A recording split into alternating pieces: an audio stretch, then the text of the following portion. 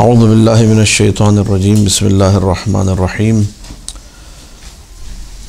الحمد للہ علی ما انعم ولہ الشکر علی ما الہم والثناء بما قدم من عموم نعم ابتدأها والسبوغ علاء اسداها وتمام منن والاها جمع عن الاحصاء عددها ونأى عن الجزاء امدها وتفاوت عن الإدراك أبدها وندبهم لاستزادتها بالشكر لاتصالها واستحمد إلى الخلائق بإجزالها وثنى بالندب إلى أمثالها ثم الصلاة والسلام على سيدنا ومولانا أبي القاسم محمد اللهم صل على محمد وآل محمد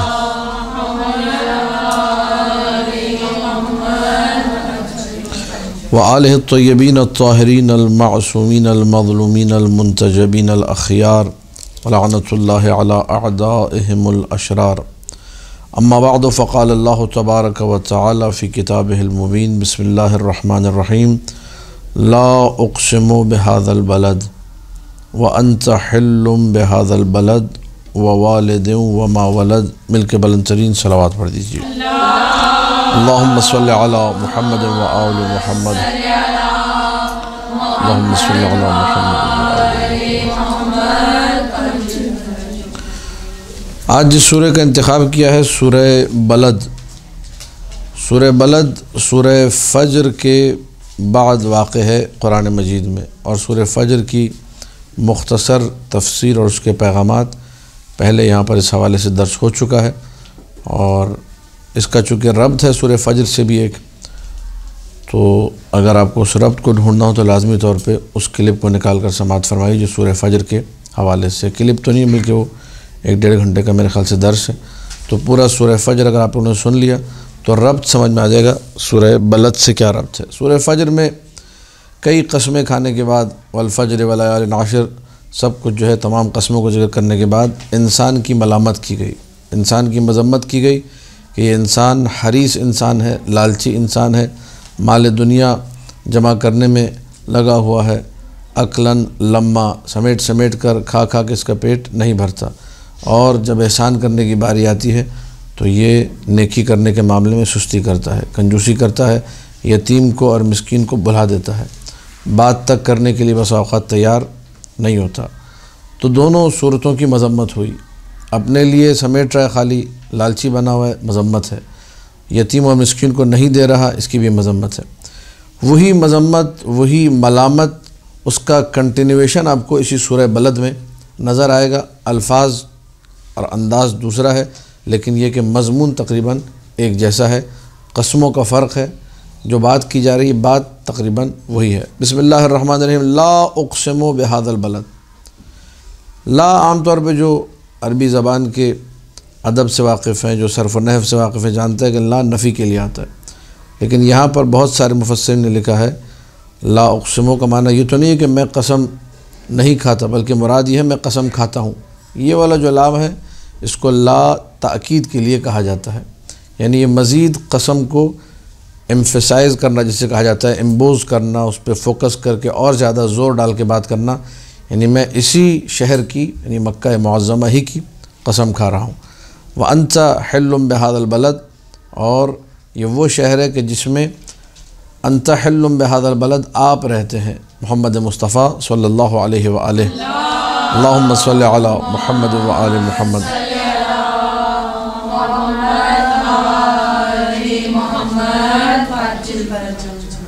اب چونکہ ایک لفظ کے کئی معنی ہو سکتے ہیں. حلن کا معنی یہاں پر ایک معنی ہے مقیمن، جو عام طور پہ قرآنوں میں ترجمہ موجود ہے کہ آپ یہاں رہتے ہیں. مقیم کا معنی رہنے والا، اقامے سے. اور ایک معنی حلن کا یہ ہے کہ جس کا خون بہانا جائز ہو، جو حلال الدم ہو.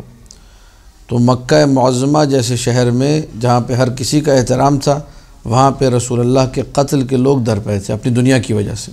اس کے اندر بھی وہ معنی پوشیدہ ہے جس معنی کے لیے یہ پورا سورہ لایا گیا ہے کہ انسان دنیا کی جب محبت میں گرفتار ہو جائے تو انبیاء کے قتل پر تیار ہو جاتا ہے. کفار کا احترام، مشرکوں کا احترام، لیکن اگر احترام نہیں تو یتیم عبداللہ محمد مصطفیٰ صلی اللہ علیہ وآلہ کا احترام نہیں ہے۔ اللہم صلی علی محمد و آل محمد۔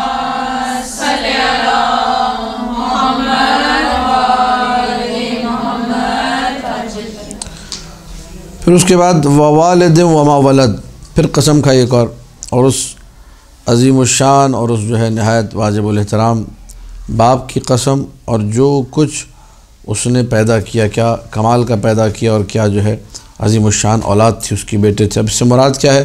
کچھ مفسرین نے حضرت ابراہیم علیہ السلام کا نام لکھا ہے، کچھ نے جو ہے اولاد میں حضرت اسماعیل و اسحاق و یعقوب کا نام لکھا ہے، کچھ نے بالکل الگ تفسیر کی، کہا والد سے مراد خود نبی اکرم صلی اللہ علیہ وآلہ ہیں، اولاد سے مراد ان کی ائمہ علیہم السلام ہیں۔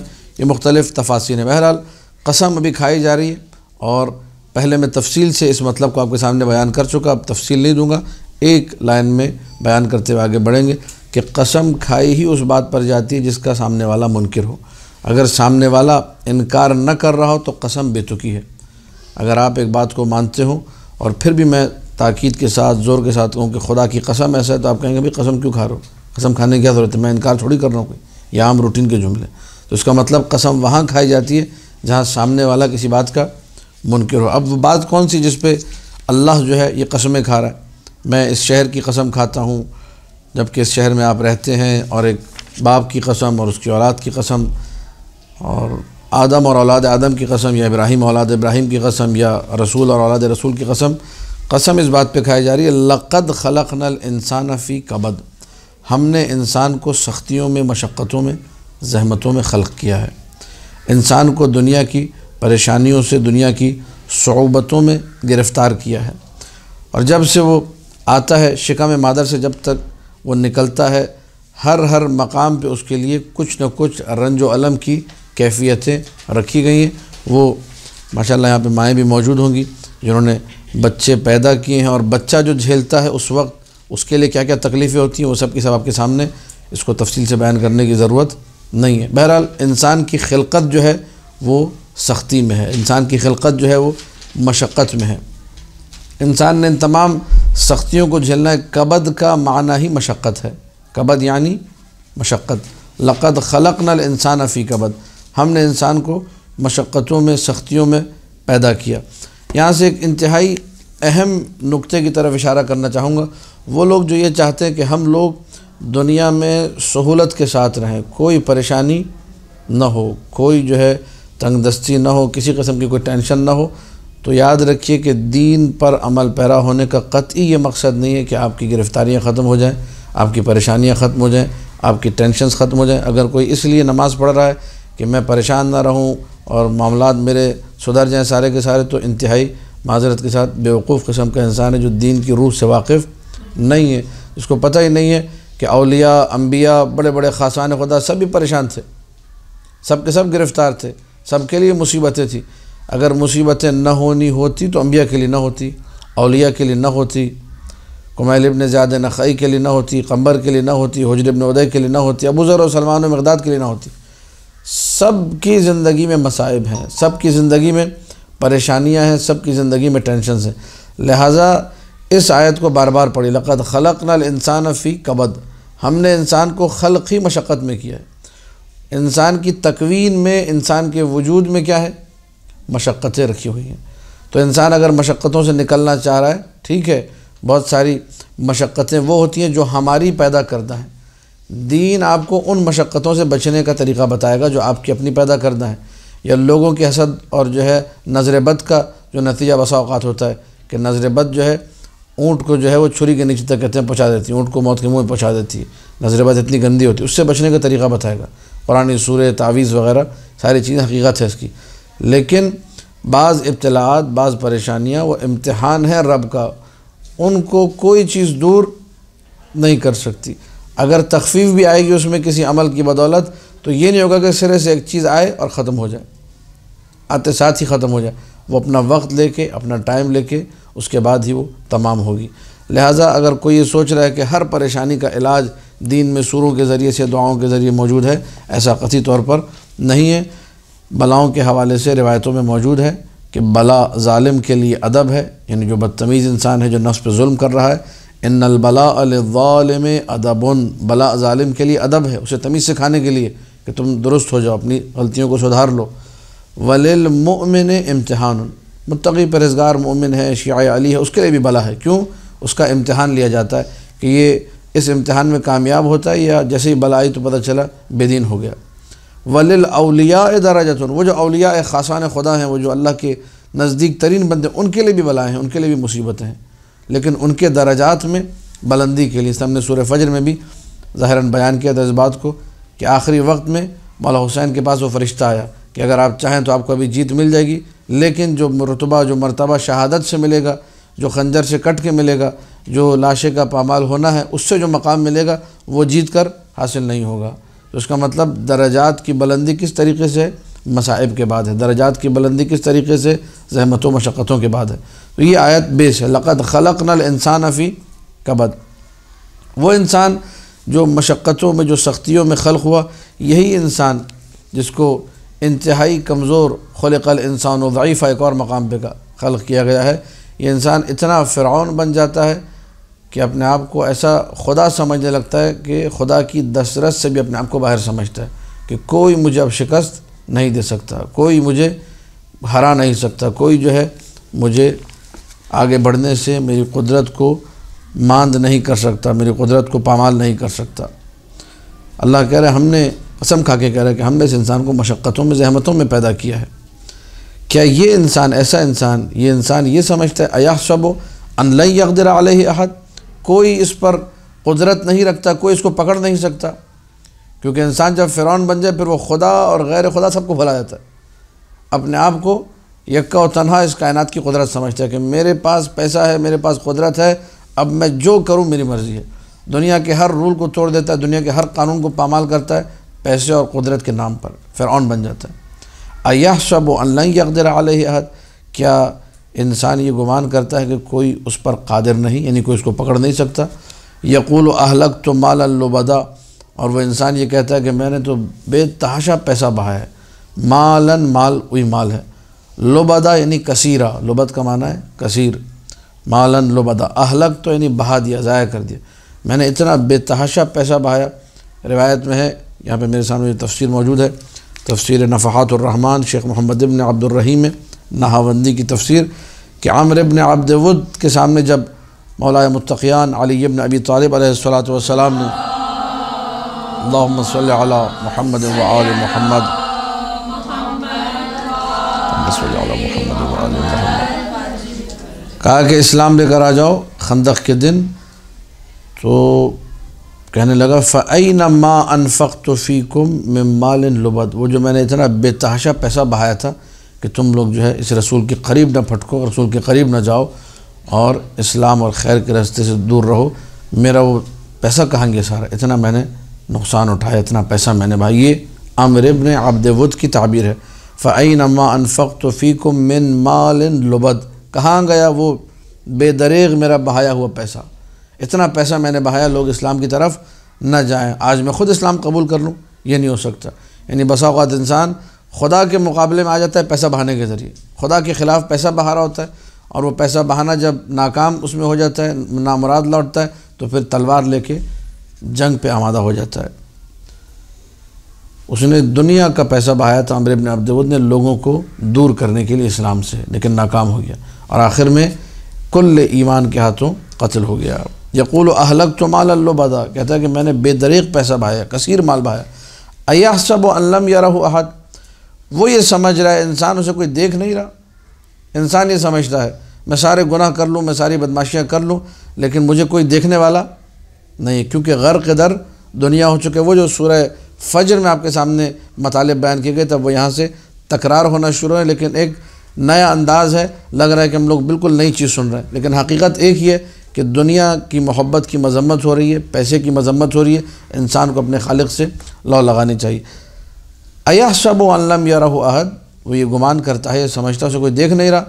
الم نجعل لہ عینین، وہ انسان جو یہ سمجھتا ہے ایحسب ان لن یقدر علیہ احد، کوئی اسے پکڑ نہیں سکتا، اس پہ قدرت نہیں رکھتا، اور یہ کہتا ہے کہ میں نے تو دنیا کا پیسہ بہایا، کسی کی کیا مجال جو میرے آگے ٹک سکے۔ ایحسب ان لم یرہ احد، وہ یہ سمجھتا ہے اسے کوئی نہیں دیکھ رہا۔ علم نجعل لہ عینین، کتنا پیارا انداز ہے قدرت الہی کو بیان کرنے کا۔ وہ یہ سمجھتا ہے اسے کوئی نہیں دیکھ رہا۔ اللہ کے بندے، علم نجعل لہ عینین، کیا ہم نے اس کے لیے دو آنکھیں قرار نہیں دی؟ یہ جن دو آنکھوں سے دیکھ رہے ہم نے ہی تو دیے، تو آنکھیں دینے والے کو نظر نہیں آ رہا، جس کو دی گئی اسے نظر آ رہی، کیسے ہو سکتا ہے؟ جس نے آنکھیں عطا کی ہیں اسے نظر نہ ہے، جو کہ اللہ ہے، اور جس کو دی گئی ہیں جو بیچارہ فقیر ہے، آنکھوں کا محتاج ہے، آنکھوں کے بغیر دیکھ نہیں سکتا، اسے نظر آ رہا ہے۔ علم نجعل لہ عینین، کیا ہم نے اس انسان کے لیے دو آنکھیں قرار نہیں دی؟ ولسانا وشفتین، ہم نے اس انسان کو زبان اور یہ ہونٹ نہیں دیے، دو ہونٹ جن سے باتیں کر سکے۔ آسان زبان میں کہیں ہماری، وہ کہتے ہیں بلی، اور ہم ہی کو جو ہے میاؤں میاؤں، تو یہ لسانا وشفتین، یعنی ہماری دی ہوئی زبان ہے اور ہمارے ہی خلاف اس کو استعمال کر رہا ہے۔ ہماری دی ہوئی زبان، ہمارے دیے ہوئے ہونٹ، اور ان کو خدا کی جو ہے مصلحت کے خلاف استعمال کرنا، دین الہی کے خلاف استعمال کرنا، اور رضا رب کے خلاف استعمال کرنا۔ وَهَدَيْنَاهُ النَّجْدَيْنِ، اور ہم نے یہ نعمتیں دے کے اس کو حیوانات کی طرح چھوڑ، اس کو ہم نے خیر و شر کے دونوں رستے دکھائے۔ نجد کہتے ہیں رستے کو، وَهَدَيْنَاهُ النَّجْدَيْنِ، دونوں رستے دکھائے۔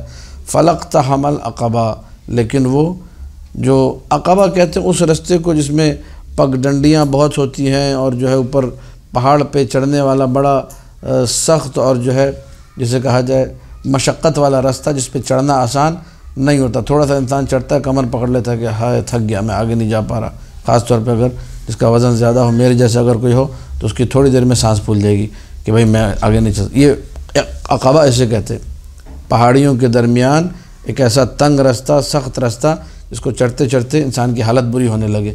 تو نیکیوں کے لیے استعارہ استعمال ہوا ہے۔ انسان اگر نماز روزے کی طرف آنا چاہے، قرآن کی طرف آنا چاہے، نیک اعمال کی طرف آنا چاہے، تو پہلے دن سے انجوائمنٹ کا تصور ذہن میں نہ رکھے کہ میں پہلے دن سے نماز پڑھنا شروع کروں گا اور میرے اوپر وہی نازل ہونا شروع ہو جائے گی، یا مثال کے طور پر فرشتے آئیں گے ملاقات کے لیے کہ ماشاءاللہ کتنی اچھی نماز پڑھا ہے۔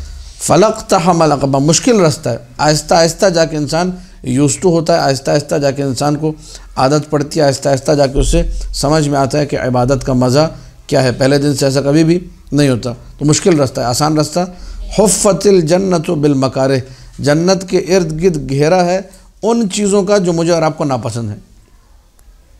خواتین یہاں پر بیٹھی ہیں، سب کو اچھا لگتا ہے، اللہ نہ کرے کہ اچھا لگے، لیکن سب کو اچھا لگتا ہے کہ میں بنا حجاب کے جاؤں، ٹھیک ہے، کہیں نہ کہیں دل میں شروع میں رہتا ہے، جو شروع میں جو پردہ کر رہی ہوتی ہے اور ہاتھ میں دیکھتی ہیں اچھا ماشاءاللہ کتنی لمبی زلف ہے، مثلا کیا جو ہے نا اس نے زلف لہرائی، اور کیا مثال کے طور پر میک اپ کیا ہے، میں میک اپ نہیں کر سکتی، میرا اگر دیندار گھرانہ ہے۔ سب شادی میں جو ہے نا بن ٹھن کے جو ہے آئے تھے، ایک سے ایک حور پری وہاں موجود تھی، میں کونے میں جو ہے نا فتو خالہ لگ رہی تھی بیٹھی ہوئی، تو جو ہے کتنا برا لگتا ہے، دل تو چاہتا ہے کہ میں بھی جو ہے زبردست میک اپ کرا کے جاتی، میں بھی وہاں حسین و جمیل لگتی۔ تو یہ کیا ہے، مکارہ، آپ کو جو پسند نہیں ہے اسی کو چوز کرنا ہوگا۔ جنت میں جانے کے لیے ناپسندی کو اختیار کرنا ہوگا۔ وہ جو بیچارے قصیدے اور مرثیے سن کے پل بڑھ رہے ہیں، کبھی کبھار گانوں کی آواز کان میں پڑتی ہے تو کہتے ہیں یار کاش کہ ہمارے لیے بھی حلال ہوتا کہ ہم بھی دو بول سن لیتے، ہم بھی اتنی میٹھی میٹھی سریلی آوازیں، کتنا مزہ آ رہا ہے اس کو سننے میں، لیکن نہیں سننا، مکارہ۔ اور بہت ساری انسانی خواہشات جن کی طرف انسان دل چاہتا ہے کہ وہ اڑ کے پہنچ جائے، ٹھیک ہے، لیکن بینڈ لگا ہوا ہے کہ نہیں یہاں نہیں جانا، ریڈ لائن لگی ہوئی ہے، خط احمر، یہ ریڈ لائن ہے تمہارے لیے، تم دیندار ہو۔ یہ نگاہیں ہیں، ان سے دیکھ سکتا ہوں، ٹھیک ہے، لیکن نگاہوں کو جھکا کے رکھنا ہے، نامحرم کی طرف نگاہ نہیں کرنی، حرام کو نہیں دیکھنا۔ دل نہیں چاہتا، اگر میں کہوں کہ میرا دل ہی نہیں چاہتا، میں ایسا چاہ کر دیکھتا اس لیے نہیں ہوں، سر جھکا کے اس لیے رکھتا ہوں کہ دل نہیں چاہتا، مجھ سے بڑا کوئی جھوٹا نہیں ہے، دل تو چاہتا ہے، لیکن حفت الجنت بالمکارہ، اگر ایک مقصد کو حاصل کرنا ہے، نگاہوں میں پاکیزگی لانی ہے، نگاہوں میں طہارت لانی ہے، اس کے لیے مجھے جھکانا پڑے گا، بھلے شروع میں مجھے برا لگے، مجھے پسند نہ ہو، آہستہ آہستہ ہو سکتا ہے عادت پڑ جائے اور اسی میں مزہ آ جائے کہ نگاہوں کے جھکنے میں ہی وہ نظر آ جاتا ہے جو نگاہیں اٹھا کر دیکھنے میں نظر نہیں آتا۔ حدیث معصوم ہے، غضوا ابصارکم ترون العجائب، اپنی نگاہوں کو نیچے رکھو، ہم تمہیں وہ دکھائیں گے جو تمہیں نظر نہیں آتا۔ تو یہ ساری کی ساری چیزیں، ان کو عقبہ کہا جاتا ہے۔ عقبہ خطرناک راستہ، سخت راستہ۔ فلقتحم، اقتحام کہتے ہیں گھسنے کو، داخل ہونے کو۔ فلقتحم العقبہ، وہ انسان جسے ہم نے پیدا کیا، آنکھیں ہم نے دی، زبان ہم نے دی، پلا بڑا پالا پوسا اسے گیا ہماری دی ہوئی نعمتوں سے، لیکن فلقتحم العقبہ، وہ نیکی کے راستے پہ نہیں چلتا، وہ نیکی کے راستے کی طرف۔ اور یہ عمومی ایک جملہ ہے، فلقتحم العقبہ، اور کوشش کیجیے اپنی زندگی میں ان جملوں کو آپ استعمال کیجیے. دیکھیے جو لوگ نہیں چل رہے تو وہاں قرآن کی آیت یاد کیجیے. فَلَقْتَحَمَ الْعَقَبَةَ یہ نیکی کے رستے پر. وَمَا أَدْرَاكَ مَا الْعَقَبَةُ اے نبی آپ کیا جانیں. یہ مقام تعجب میں کہا جا رہا ہے. یہ مطلب نہیں کہ نبی نہیں جانتے, مقام تعجب ہے تعجباً. آپ کیا جانیں کہ عقبہ کیا ہے. عقبہ کیا ہے بھائی؟ عقبہ وہ کوئی پہاڑی کا راستہ نہیں ہے. ابھی کوئی ماؤنٹ ایوریسٹ پتہ نہیں K2 سر کرنے گیا, وہ گم ہو گیا بیچارہ. ابھی تھوڑی دیر پہلے سن کر آ رہا ہے امدادی ٹیم نکل گئی اس کو ڈھونڈنے کے لیے. موسم سرما میں جانا لگا تھا, پتہ نہیں ہمارے یہاں تو گرمی ہو رہی ہے, وہاں شاید سردی ہو رہی ہوگی, تو بیچارہ ملا نہیں, غائب ہو گیا. اس عقبے کی بات نہیں ہو رہی جو K2 کے راستے ہیں یا ماؤنٹ ایوریسٹ کی. یہ عقبہ یہ ہے جو قرآن میں دیا ہوا ہے. فک و رقبہ یہ عقبہ ہے, غلام آزاد کرنا. او اطعام فی یوم ذی مسغبہ ایسے دن جب کچھ نہ ہو, جب قحط خشک سالی کا زمانہ ہو, ایسے دن کھانا کھلانا. ٹھیک ہے, یہ خدا آپ خواتین کی توفیقات میں اضافہ کرے, ماؤں بہنوں کی توفیقات میں جو روٹیاں بناتی ہیں, اچھے اچھے کھانے بناتی ہیں, کبھی کبھار الٹے سیدھے بناتی ہیں لیکن زیادہ تر اچھے بناتی ہیں. خدا آپ لوگوں کی توفیقات میں اضافہ کرے. تو یہ اطعام کا بے پناہ ثواب ہے, یہ عقبہ ہے. یہ اب ایک عورت جس کو مثال کے طور پر یہ اچھا لگتا ہے کہ سنیے آپ باہر سے منگوا لینا, میری آج ہمت نہیں ہو رہی ہے, ٹھیک ہے, آج میں بہت تھکی ہوں, آج پیزا آرڈر کر دیں, آج برگر منگوا لیں. ایک ہے نہیں آپ کچھ باہر سے منگوائیں, میں بناؤں گی. اب ظاہر ہے اس میں جان جاتی ہے, برتن دھونے پڑیں گے, پتہ نہیں چٹنیاں بنانی پڑیں گی, پتہ نہیں پیاز ٹماٹر کاٹنا پڑے گا, مسالے جو ہے نا سارے تیار کرو, چیزیں تیار کرو, آٹا گوندو, ٹھیک ٹھاک ایک عورت کے لیے محنت ہے یہ.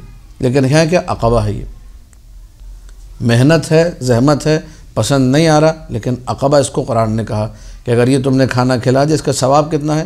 اللہ اکبر. قرآن اس کو عقبہ کہہ رہا ہے, نیکی کا رستہ بتا رہا ہے. ہر کوئی اس رستے میں فلقتحم یہ خواتین جو سست ہیں, جو کھانے نہیں بنا رہی ہیں, مثال طور پر مومنین کو نہیں کھلا رہی, یہ ان میں سے ہیں. فلقتحم العقبہ نیکی کے راستے میں گھسنے کو تیار.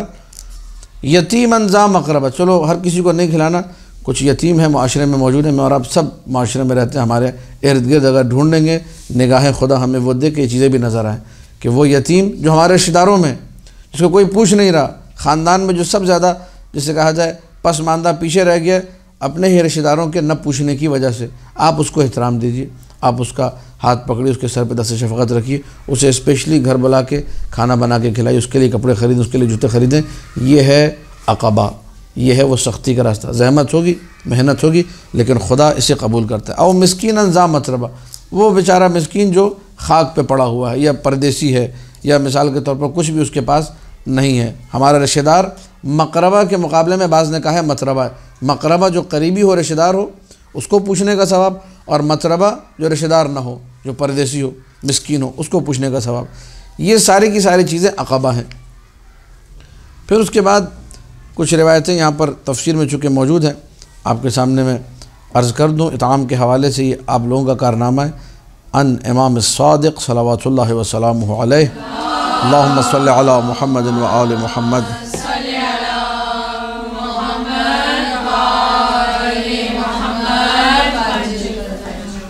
مولا فرماتے ہیں من اطعم مؤمنا کسی نے اگر مومن کو کھانا کھلایا, حتی یشبعہ یہاں تک کہ اس کا پیٹ بھر گیا. اس سے کہا اور کھائے, اس نے کہا نہیں بس ہمت نہیں ہے, بہت کھا لیا میں نے. لم یدر احد من خلق اللہ ما لہ من الاجر کوئی مخلوق خداوندی میں سے نہیں جانتا کہ اس کھانا کھلانے کا کتنا ثواب ہے آخرت میں. نہ فرشتے جانتے ہیں کتنا ثواب ہے, فرشتہ جو ثواب لکھنے والے ہیں وہ بھی نہیں جانتے کہ اس کھانا کھلانے کا کتنا ثواب ہے. ولا اللہ اکبر ولا نبی مرسل کسی نبی کو بھی نہیں معلوم کہ اس کھانا کھلانے کا کتنا ثواب ہے. الا اللہ رب العالمین اس کھانا کھلانے کا ثواب صرف اللہ ہی جانتا ہے. من موجبات المغفرہ گناہ ہو جاتے ہیں انسان سے, غلطیاں ہو جاتی ہیں. ان نسخوں کا آپ لوگ محفوظ کریں کہ گناہ بخشوانے پریشان ہے, مجھ سے غلطی ہو گئی, مجھے ایسا نہیں کرنا چاہیے تھا. گناہ بخشوانے کا آسان ترین نسخہ, کھانا گھر میں بنائیے, چند مومن کو بلا کے کھلا دیجیے اسی نیت سے کہ اللہ میرے گناہوں کو, حدیث معصوم ہے, مولا نے فرمایا من موجبات المغفرہ مغفرت کی موجبات میں سے وہ چیزیں جو مغفرت کا باعث ہیں, ان بواعث میں سے اطعام المسلم ایک مومن کو, ایک مسلم کو کھانا کھلانا. السغبان جو بیچارہ بھوکا ہو, جس کو کھانے کی ضرورت ہو, اس کو آپ بلا کے کھانا کھلا دیں, اللہ آپ کے گناہوں کو بخش دے گا. اسی طریقے سے اور بہت ساری روایات ہیں جو اس حوالے سے موجود ہیں. اسی آیت کے بارے میں ہم نے پڑھی فلقتحم العقبہ وما ادراک مل عقبہ فک رقبہ۔ انہی آیات کے حوالے سے جب امام جعفر صادق علیہ السلام سے پوچھا گیا، اللہم صلی علی محمد و آل محمد،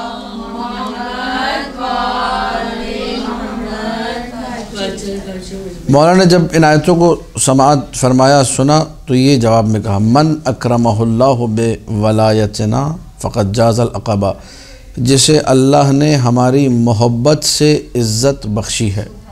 توجہ سلامت فرمائیں، جسے اللہ نے ہماری محبت سے، یعنی ہمارے پاس یہ جو محبت ہے یہ بھی اللہ کی دی ہوئی، یہ ہمارا عزت و وقار ہے کہ ہم ان سے محبت کرتے ہیں، محبت خود عزت بن گئی ہے۔ فقد جاز العقبہ، وہ اس سخت رستے کو عبور کر گیا۔ جس کے پاس محبت اہل بیت آ گئی وہ اس رستے کو، یعنی وہ نیکی کے رستے پہ چل پڑا ہے۔ وَنَحْنُ تِلْكَ الْعَقَبَةِ، وہ جو قرآن نے کہا فَلَقْتَحَمَ الْعَقَبَةَ، لوگ اس نیکی کے رستے پہ نہیں چلتے، جو بڑا مشکل رستہ ہے، وہ مشکل رستہ ہم ہیں۔ الَّتِي مَنِ اقْتَحَمَهَا نَجَا، جو اس رستے پہ چل پڑا اس کی نجات پکی ہے۔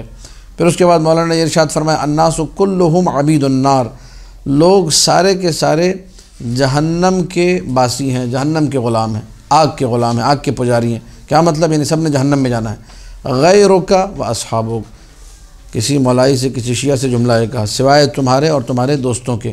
فَإِنَّ اللَّهَ فَكَّ رِقَابَكُم مِّنَ النَّارِ، اللہ نے تمہاری گردنوں کو، تمہاری جانوں کو جہنم کی آگ سے آزاد کیا، بِوَلَایَتِنَا اہل البیت، ہم اہل بیت کی محبت کے صدقے میں۔ بِنَا تُفَكُّ الرِّقَابُ وَبِمَعْرِفَتِنَا، ہمارے ذریعے سے اور ہماری معرفت کے ذریعے سے لوگوں کو جہنم سے نجات ملے گی۔ وَنَحْنُ الْمُطْعِمُونَ فِي يَوْمِ الْجُوعِ، جب چاروں طرف بھوک ہی کا راج ہوگا اس دن کھانا کھلانے والے ہم ہیں۔ اس سے یہ سمجھ میں آیا کہ عام اوقات میں کھانا کھلانا تو ثواب رکھتا ہی ہے، لیکن جب ضرورت زیادہ ہو، جب آپ کو پتہ چلے کہ مثلا ابھی کرونا کا زمانہ ہے اور فلاں کے گھر میں کھانا نہیں، اس وقت عام دنوں میں راشن دینے کا ثواب الگ، ان دنوں میں جہاں ضرورت زیادہ ہے راشن دینے کا ثواب اور زیادہ بڑھ جاتا ہے۔ عام دنوں میں کھانا کھلانے کا ثواب اتنا ہے کہ اللہ جانتا ہے، تو سوچئے کہ ان دنوں میں جب سختی کے دن ہوں کس قدر ثواب ہوگا اس کا، سوائے خدا کے کوئی وہ ثواب نہیں جانتا۔ آخری آیت اس سورہ کی، سورہ بلد کی، ثم کان من الذین آمنوا وتواصوا بالصبر وتواصوا بالمرحمہ اولئک اصحاب المیمنہ والذین کفروا بآیاتنا هم اصحاب المشأمہ علیہم نار مؤصدہ۔ یہ ساری ڈیٹیل جب بیان ہو گئی، اس کے بعد اللہ کہہ رہے وہ لوگ کہ جن کی گردنیں جو ہے جہنم سے آزاد، جو یتیموں کو کھانا بھی کھلا رہے ہیں، مسکینوں کو بھی پوچھ رہے ہیں، من الذین آمنوا، یہ ان لوگوں میں سے جو ایمان لے کر آئے، وتواصوا بالصبر، اور آپس میں ایک دوسرے کو صبر کی وصیت کرتے رہے، وتواصوا بالمرحمہ، ایک دوسرے کو رحم کا درس دیتے رہے کہ اللہ کے بندوں کے ساتھ پیار کرو، محبت کرو، رحم کرو۔ اولئک اصحاب المیمنہ، یہ وہ لوگ ہیں جو دائیں ہاتھ والے ہیں، اصحاب یمین جن کو قرآن نے کہا ہے، جو جنتی لوگ ہیں، جو کہ خدا کی رحمت، خدا کی خیرات اور نیک عمل کو انجام دینے کے پابند رہتے ہیں۔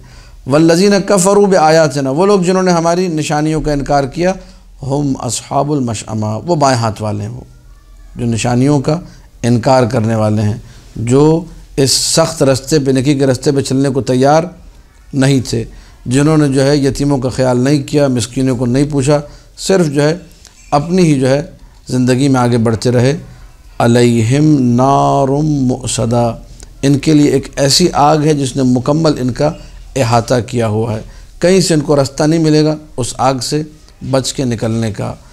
یہ ثواب ہے اس سورہ کا جو بیان ہونے لگا ہے، جس روایت میں بڑی پیاری تعبیر ہے، جس نے اس سورہ کو واجب نماز میں مسلسل ادا کیا۔ سورہ بلد، لا اقسم بهذا البلد وانت حل بهذا البلد ووالد وما ولد لقد خلقنا الانسان فی کبد، جو بھی اس سورہ کو پڑھے گا، مولا امام جعفر صادق علیہ السلام فرماتے ہیں، اللہم صلی علی محمد و آل محمد،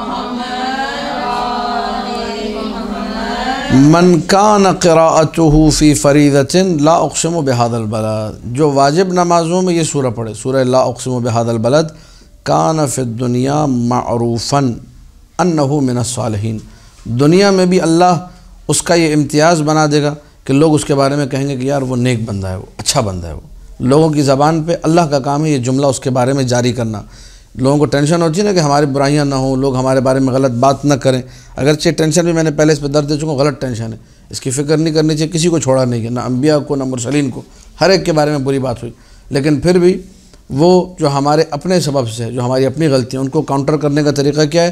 ایک طریقہ یہ ہے کہ انسان اپنی واجب نمازوں میں سورہ بلد کو پڑھنا شروع کر دے۔ وَكَانَ فِي الْآخِرَةِ مَعْرُوفًا أَنَّ لَهُ مِنَ اللَّهِ مَكَانًا، آخرت میں بھی یہ مشہور و معروف ہوگا کہ اس کا اللہ کے پاس ایک الگ سے مقام ہے، اور قیامت کے دن جب بروز حشر سے اٹھایا جائے گا، کان یوم القیامہ من رفقاء النبیین والشہداء والصالحین، وہ رفقاء میں سے ہوگا، رفقاء یعنی ساتھیوں میں سے ہوگا۔ کس کے ساتھیوں میں سے؟ انبیاء کے ساتھیوں میں سے، شہیدوں کے ساتھیوں میں سے، نیک لوگوں کے ساتھ اس کا شمار ہوگا، ان کے ساتھ اس کی رفاقت ہوگی، اٹھنا بیٹھنا ہوگا، کہا جائے گا یہ انبیاء کے ساتھ ہے، بھائی یہ انبیاء کی پارٹی میں آ رہا ہے، یہ شہیدوں کے ساتھ آ رہا ہے۔ کیوں؟ دنیا میں اپنی واجب نمازوں میں سورہ بلد کی تلاوت کیا کرتا تھا۔ ایک روایت اور گفتگو کو تمام کروں، وہ شخص جو دنیا کی محبت سے دور ہو جائے، وہ شخص جو اپنے آپ کو خدمت خلق کے لیے وقف کر دے، وہ جو بیواؤں کی مدد کرتا ہے، وہ جو مساکین اور یتامہ کو پوچھتا ہے، روایت میں ہے جس نے یتیموں کا، بیواؤں کا، مسکینوں کا خیال رکھا، وہ راہ خدا میں جہاد کرنے والے کی مانند ہے، اور ایسے شب زندہ دار شخص کی مانند ہے جس کا قیام کبھی ختم نہیں ہوتا، جو مسلسل نماز کے لیے کھڑا ہوا ہے، تھکتا نہیں ہے، رکتا نہیں ہے، اور ایسے روزہ دار کی مانند ہے جس کا روزہ کبھی ختم، اس کا ثواب کبھی ختم ہونے والا نہیں ہے۔ دعا ہے خداوند متعال سے کہ ہمیں سورہ بلد کے ان مفاہیم کو سمجھ کر اس پہ عمل کرنے کی توفیق عطا کرے، دنیا کی محبت کو خدا ہم سب کے دل سے نکالے، اور نیکی کا رستہ جو کہ ایک سخت رستہ ہے، جس کے بارے میں قرآن نے کہا فَلَقْتَحَمَ الْعَقَبَةَ، کہ یہ انسان جو مغرور ہو چکا ہے، دنیا کی محبت میں غرق ہو چکا ہے، یہ تیار نہیں ہے اس رستے میں چلنے کو، اس رستے کے اندر گھسنے کو بھی تیار نہیں ہے۔ اللہ ہم اس رستے پہ چلنے کی توفیق عطا فرمائے، محبت اہل بیت کے صدقے میں ہماری دنیا بھی اچھی کرے اور ہماری آخرت بھی بھلی کرے۔ والسلام علیکم ورحمۃ اللہ وبرکاتہ۔